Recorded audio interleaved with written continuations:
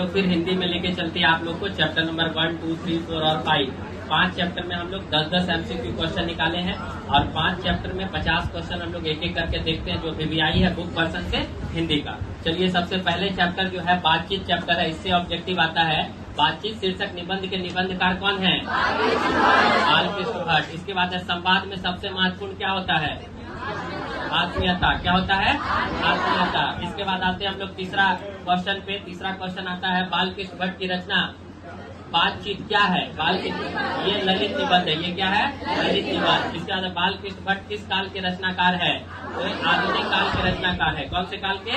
आधुनिक काल के रचनाकार है। इसके बाद अगला क्वेश्चन आता है हिंदी प्रदीप कितने वर्षों तक प्रकाशित हुई?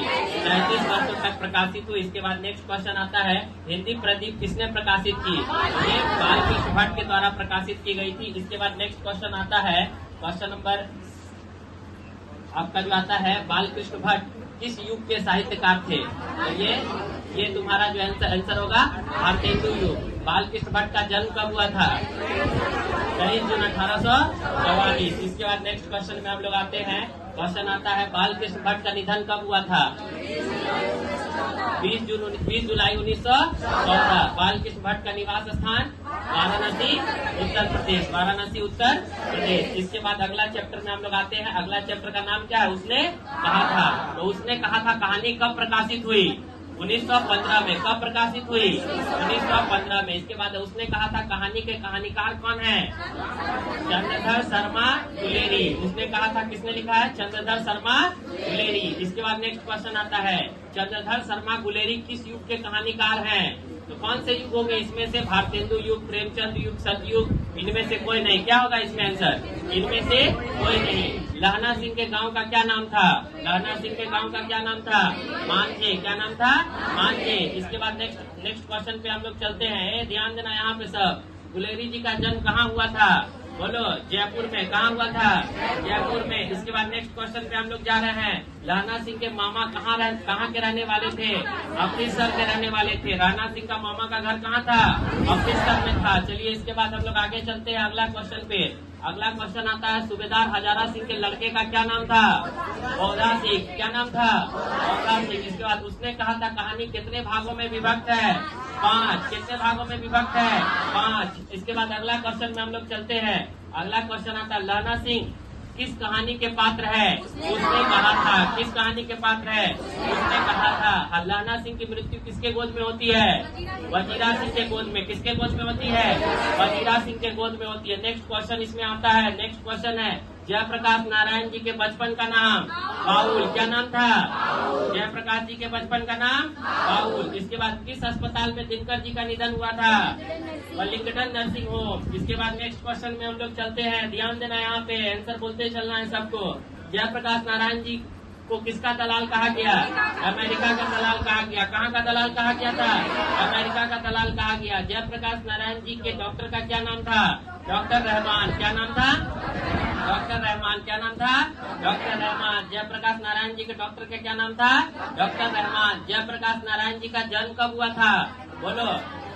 11 अक्टूबर 1902। 11 अक्टूबर 1902। जयप्रकाश नारायण जी की पत्नी का क्या नाम था? बोलो। प्रभावती देवी। क्या नाम था? प्रभावती देवी। जयप्रकाश नारायण जी की पत्नी का क्या नाम था?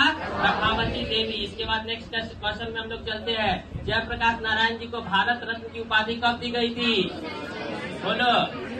1998 में। कब दी गई थी? 1998 में। जयप्रकाश नारायण जी के पिता का क्या नाम था? बोलो। हर्षुदयाल। क्या नाम था?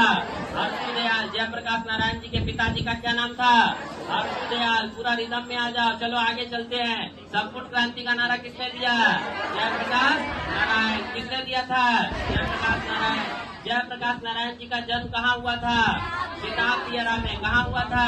सिताब दियरा में। जयप्रकाश नारायण जी का जन्म सिताब दियरा में। इसके बाद आगे चलते हैं। अर्धनारीश्वर शीर्षक निबंध के निबंधकार कौन है? रामधारी सिंह दिनकर। रामधारी सिंह दिनकर। इसके बाद आते रामधारी सिंह दिनकर का जन्म कहाँ हुआ था? सिमरिया बेगूसराय कहाँ हुआ था? सिमरिया बेगूसराय में हुआ था। सब लोग चलिए रिदम से रहिएगा, आगे चलते हैं क्वेश्चन पे। आगे क्वेश्चन आता है संस्कृति के 4 अध्याय किनकी कृति है? रामधारी सिंह दिनकर। संस्कृति के 4 अध्याय किनकी कृति है? रामधारी सिंह दिनकर। अर्धनारीश्वर कल्पित रूप है किसका?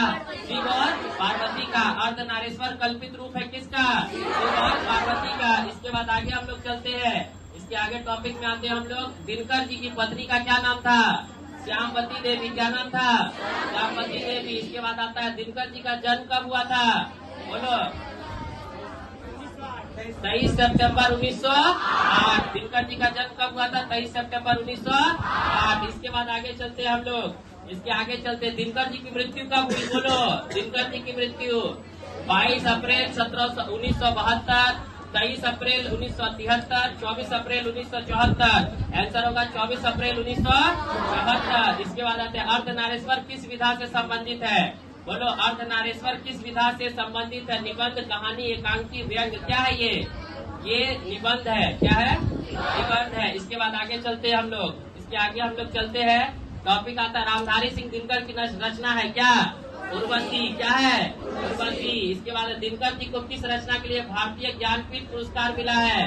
बोलो। उर्वशी के लिए मिला है। किसके लिए मिला है? उर्वशी के लिए मिला है। चलिए इसके आगे अब चलते हैं, इसके आगे अब क्वेश्चन नहीं है। चलिए नेक्स्ट वीडियो में